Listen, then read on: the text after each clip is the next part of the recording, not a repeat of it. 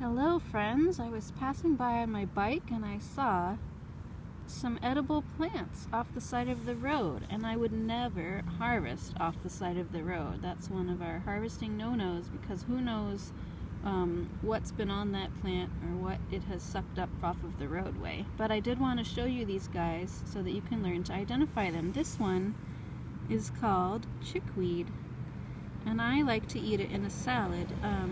I like to eat it in the winter time because this time of year it's starting to make lots of flowers, and it's really more focused on the flowers and it becomes a bit more stringy. However, this is a good time of year to learn how to identify it because it has these lovely white flowers, and you can see this kind of patch of it here, all the lovely white flowers coming up.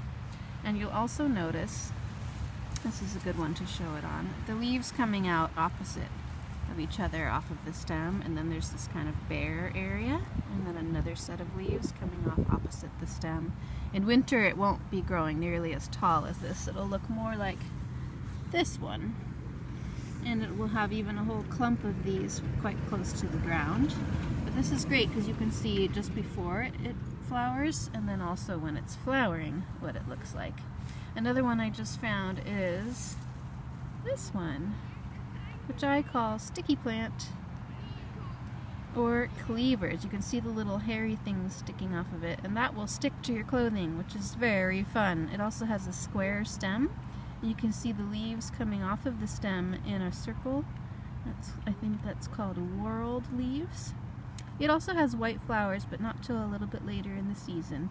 And it's lovely to put as a spring tonic into your smoothies. So a little bit of this chopped up in the blender with some blueberries will give you a nice lymph cleansing spring tonic.